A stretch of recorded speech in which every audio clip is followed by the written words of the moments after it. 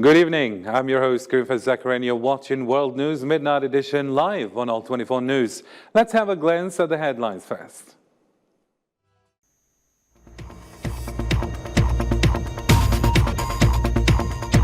Campaign in the West Bank and the occupied city of Al-Quds.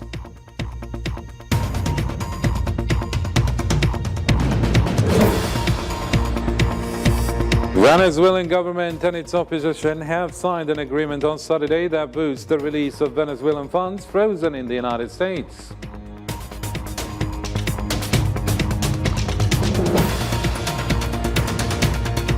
And in retaliation for deadly bombing in Istanbul that Ankara accuses Kurdish militia organizations for, the Turkish military bombarded parts of Syria over the weekend. Hello again and welcome to the program. First in our news, President of the Republic, Mr. Abdelmajid Tebboune, chaired on Sunday a meeting of the Council of Ministers devoted to two presentations relating to the supplementary development program of Tisimsil province and to the roadmap for the development of the national fleet of air and maritime transport of goods, according to a statement from the presidency.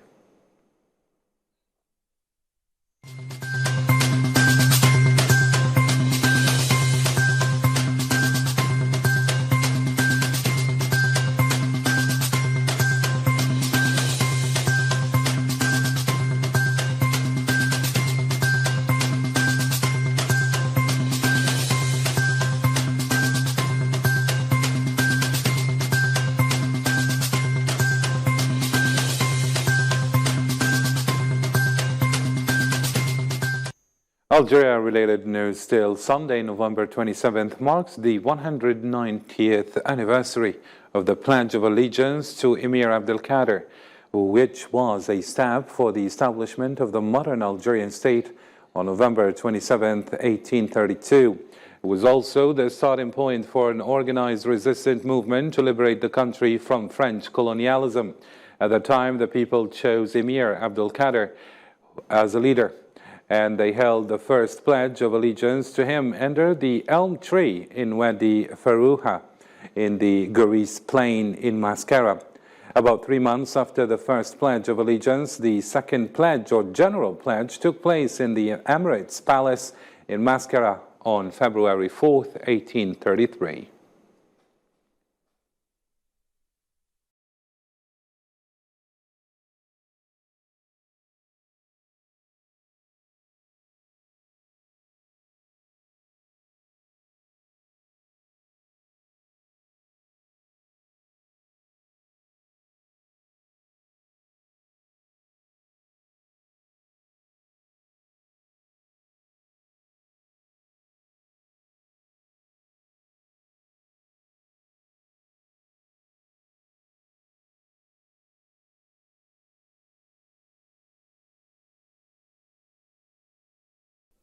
To Palestine now. Zionist occupation forces carried on their arrest and raids campaign in the West Bank and the occupied city of Al-Quds. According to local sources, 8 Palestinians and 2 children were arrested in the old towns of Bab al-Amoud after being severely beaten. In addition, Palestinian resistance targeted positions of occupying forces with bullets and explosive devices in Nablus, Jenin, and Ramallah. On the same matter, the Zionist occupation on Saturday used live bullets, tear gas, and opened water cannons targeting fishermen's boats north of Gaza Strip and forced them to leave the sea.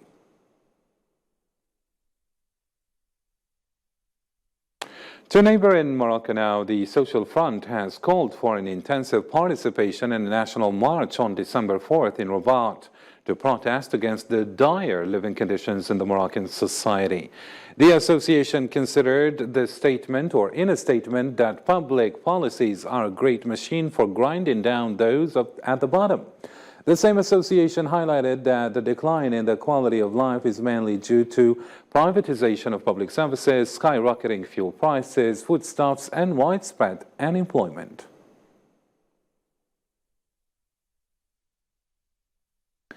The government of Tunisia intends to completely abandon fuel prices early next year in an effort that paved the way for it by approving 5 consecutive increases in the prices of oil derivatives during the current year, in anticipation of cancelling 6 subsidy contracts in implementation of the conditions of the International Monetary Fund.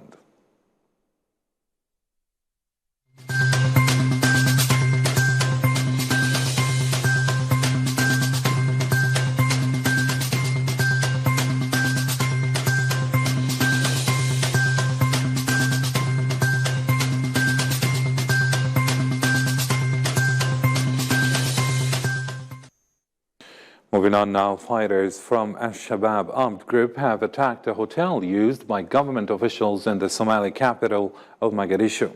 According to police and government officials, with security officials saying the gunmen were wearing suicide vests. The police added that scores of people were rescued from the hotel and security forces have launched an operation to remove the attackers. In the Somalia, still, the Somali government announced on Saturday that country's military has regained control of the strategic town of Ad-Diri from Al-Shabaab terrorist group. Abdurrahman Yusuf Al-Adala, the deputy information minister, said that more than 100 Al-Shabaab terrorists, including 12 of their commanders, were killed in the middle of Shabelle region in a military operation supported by local militias and international security partners. Yusuf al-Adala affirmed that the operation was followed by a similar military operation in the village of Bul Madino in the southwestern Lower Shabelle region, in which more than 60 Shabab terrorists were killed.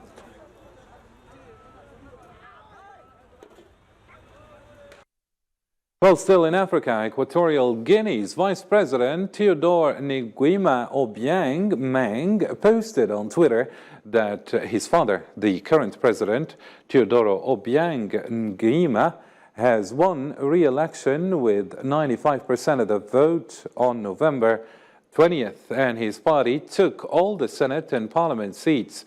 Teodoro won the full 55 seats in the Senate and the 100 seats in the Chamber of Deputies. This win makes Obiang as the world's longest standing ruler by standing for a 6th term in office.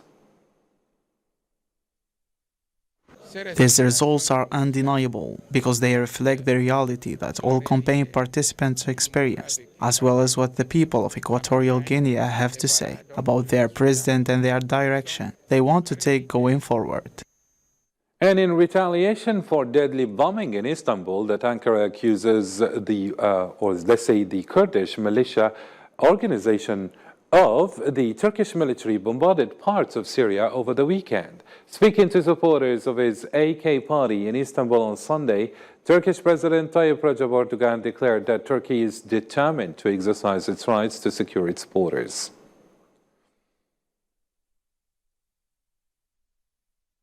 The Kremlin spokesman Dmitry Peskov stated that disagreements between his country and Turkey can be resolved through dialogue regarding the high level of relations that the two countries have. Peskov's statements came days after Turkey launches a military operation on the northern part of Syria and Iraq in retaliation to the latest terrorist attempt that Turkey believes were conducted by the PKK Kurdish groups. There are disagreements between Russia and Turkey on Syria, but all of them can be resolved through dialogue, as the two countries enjoy a high level of relations. To Italy now. Italy's government declared a state of emergency on Sunday after a landslide on the southern island of Ischia killed at least one person and left a dozen missing. A wave of mud and debris hit the small town of Casamicciola Terme early Saturday morning, engulfing at least one house and sweeping cars down to the sea, according to local media and emergency services. Today we're going to clean up everything, and then we'll see what we need to fix and try to put everything back together a bit, like last time. That's the thing, without feeling sorry for ourselves, because that's how it is, without expecting help. Moving on now, women's rights activist Malala Yousafzai calls on Western governments not to ignore the plight of women in Afghanistan at a protest in London. Since the Taliban regained control of the country, the lives of Afghan women are once again subject to severe restrictions. They have no access to education, cannot travel without being escorted by men, and fear to be punished if they criticize the Taliban. Afghan women education! Afghan women education! Afghan girls freedom! Afghan girls freedom! Search and rescue teams continue efforts to clear debris and evacuate victims of deadly earthquake that hit the Indonesian town of Cianjur. The death toll had risen to 321 while 24 people remain missing. The quake was particularly deadly because it struck a densely populated area of depth of just 10 kilometers. Indonesia is one of the world's most earthquake-prone nations, regularly recording strong earthquakes offshore where fault lines run. Hasil operasi.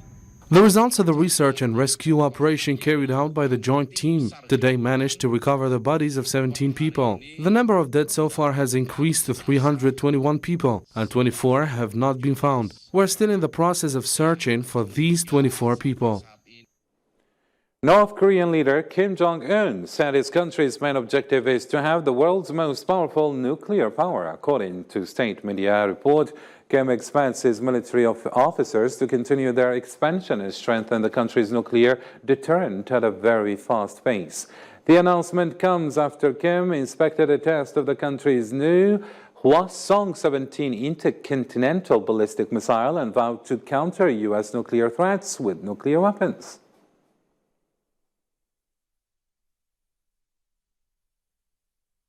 In Asia still, but this time China, Beijing protesters held a peaceful demonstration on Sunday evening for a third day over China's strict anti-virus measures. 3 years after the virus emerged, China is the only major country still trying to stop the transmission of COVID-19. Islam Sid reports. Protests erupted in some Chinese cities over China's COVID restrictions for the third day. The wave of civil defiance is extraordinary in mainland China. Since government imposed zero-COVID policy, the COVID measures are also exacting a heavy toll on the country's economy. I think we just need to identify the close contacts or semi-close contacts, those people who might be infected. This is just enough. We don't need this huge screening of the whole compound. It's not necessary to be meticulous. The Chinese government recently released a circular on further optimizing the COVID-19 response, announcing 20 prevention and control measures. The circular emphasized persistent pursuit of the general policy of dynamic zero COVID and putting the people and their lives above everything else. According to a health expert, the most important steps in epidemic control in the early stages include quickly locating infected individuals in communities, precisely identifying and quarantining close contacts, and China's 20 optimized measures have offered clear guidance for COVID-19 quick response, nucleic acid tests and quarantine in high-risk areas. The 9th edition of the COVID-19 control protocols and the 20 optimized measures asked us to follow the guidance of the headquarters while dealing with the epidemic. The next round of nucleic acid tests should be conducted after all the results of the previous round of tests came out and the relevant at-risk personnel are transferred out from communities for quarantine. The local authorities should keep this in mind in carrying out nucleic acid tests. The National Health Commission stated that China reported over 35,000 new COVID-19 infections on Friday, of which more than 3,000 were symptomatic and up to 30,000 were asymptomatic, setting a new high for the third day in a row. Venezuelan government and its opposition have signed an agreement on Sunday that boosts the release of Venezuelan funds frozen in the United States. The Venezuelan government is aiming at devoting the unfrozen money for the reconstruction of education infrastructure, in addition to spending more on the difficult humanitarian situation in the country. Usama Ayati. Venezuela's government and opposition have asked the United Nations to manage a fund for billions of dollars now held in foreign banks, which will be gradually unfrozen to combat a humanitarian crisis in the oil-rich nation. The money held in Venezuelan-owned accounts overseas was frozen by U.S. and European banks after the United States ramped up sanctions under the administration of President Donald Trump, designed to pressure President Nicolas Maduro to take steps towards free elections. Las partes han retomado el proceso de diálogo. The parties have resumed the dialogue, a negotiation process over Venezuela. In today's session, the parties signed a second partial agreement for the Venezuelan people's social protection, with the main goal to foster Venezuelans' well-being. According to Venezuela's government representative Jorge Rodriguez, the deal would rescue $3 billion set up to help stabilize the country's electric grid, improve education infrastructure, and deal with the impact of this year's deadly rains and flooding. Talks between Maduro's government and its political opponents resumed in Mexico City, mediated by Norway, after being on ice for more than a year. The congressional delegation was led by congressional leader Jorge Rodriguez of Venezuela's ruling United Socialist Party, and the opposition group was headed by politician Gerardo Blidy. As over $20 billion are held up and blocked, unfairly taken by foreign banks' financial system, and crude sanctions that violate the international order, we want to announce that by means of this agreement, we're rescuing over $3 billion that will directly go to fund education, healthcare, power, assistance to the tragic floods victims that have suffered in Venezuela. It is part of a broad agenda that covers U.S. sanctions on Venezuela, conditions for the next presidential elections, and the status of hundreds of political prisoners, though these issues will not be discussed in this round of talks. More than 7.1 million Venezuelans have left their country according to UN estimates this year, many migrating to other Latin American countries or the United States, as Venezuela battles high inflation and food and medicine shortages. The Biden administration on Saturday eased some oil sanctions on Venezuela after the government of Nicolas Maduro and the opposition signed a broad social accord to create a UN-administered fund to provide humanitarian aid to the Venezuelan people.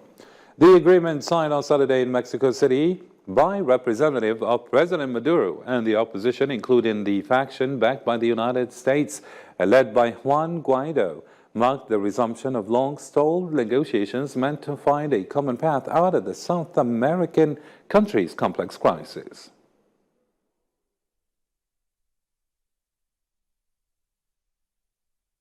To the United States now, Georgians are voting once more for neither Democrats or Republicans. Senate candidates received a majority of the vote in the midterm elections held in November. Calls were made for a second go between Democratic Senator Raphael Warnock and Republican Herschel Walker.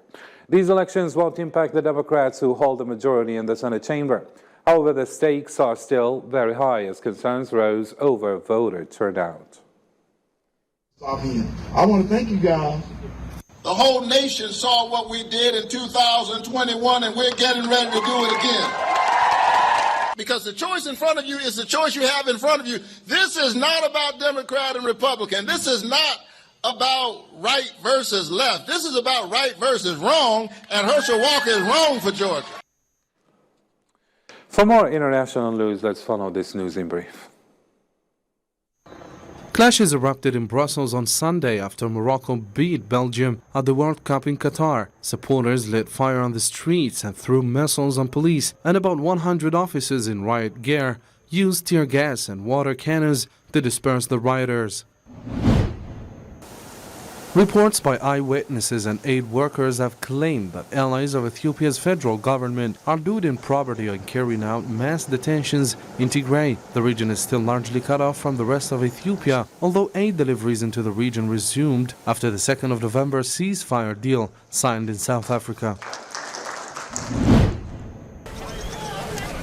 A city in Thailand laid out plates of fruits, desserts and vegetables on Sunday for thousands of monkeys as a token of appreciation for attracting foreign tourists to the city after a pandemic-induced stillness. Workers and tourists dished out 2 tons of fruit and vegetables at the annual buffet for about 4,000 monkeys.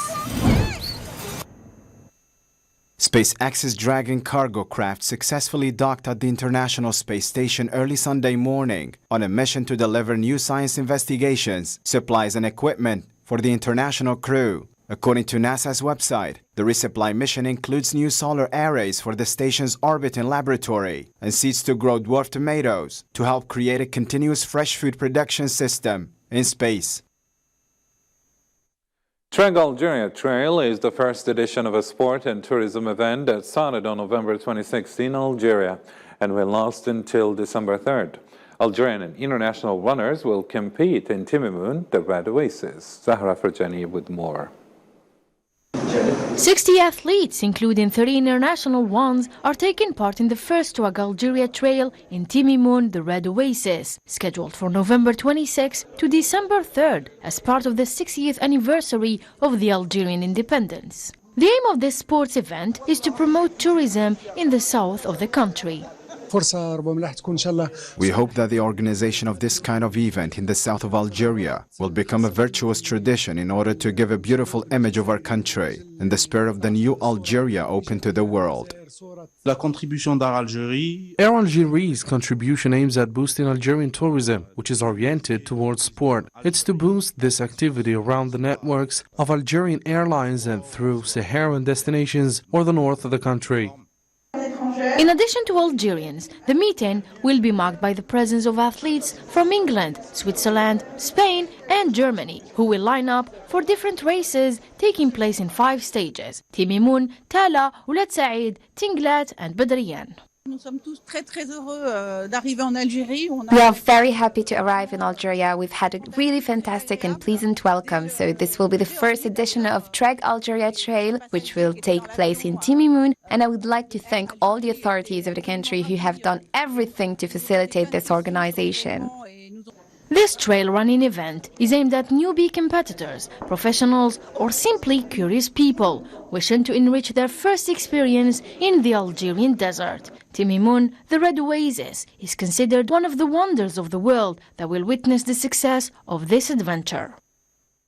And finally, to some sports news. After 2 games in Group E of the World Cup, Keisha Fuller's 81st minute goal gave Costa Rica a 1-0 victory over Japan. Both teams now have 3 points. Fuller scored from 18 meters just off Japan goalkeeper. That is Shuchi Gunda's leaping fingertips by taking advantage of defensive blunder when Japan failed to clear the ball.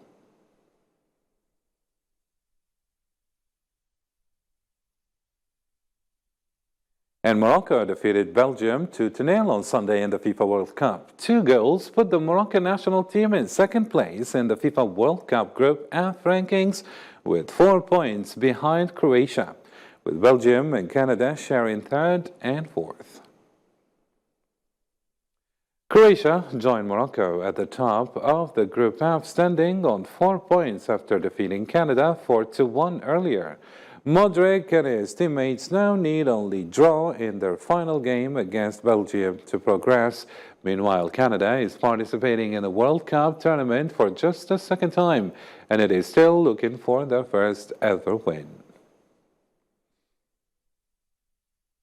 And in a crucial World Cup Group E match late on Sunday, Germany scrambled a 1-1 draw with Spain thanks to a late goal from substitute Niklas Füllkrug.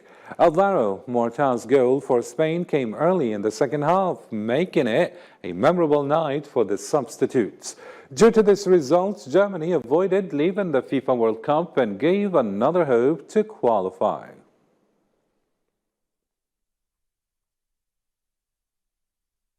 And let's follow these results with this table.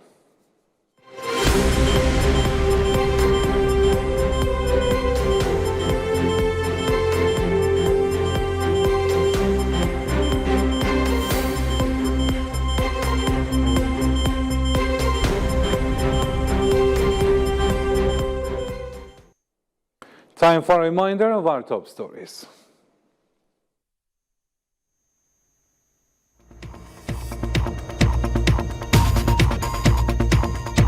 Campaign in the West Bank and the occupied city of Al-Quds.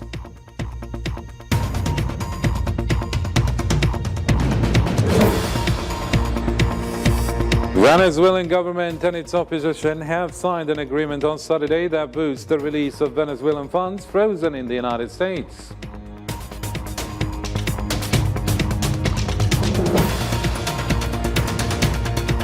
And in retaliation for deadly bombing in Istanbul that Ankara accuses Kurdish militia organizations for, the Turkish military bombarded parts of Syria over the weekend.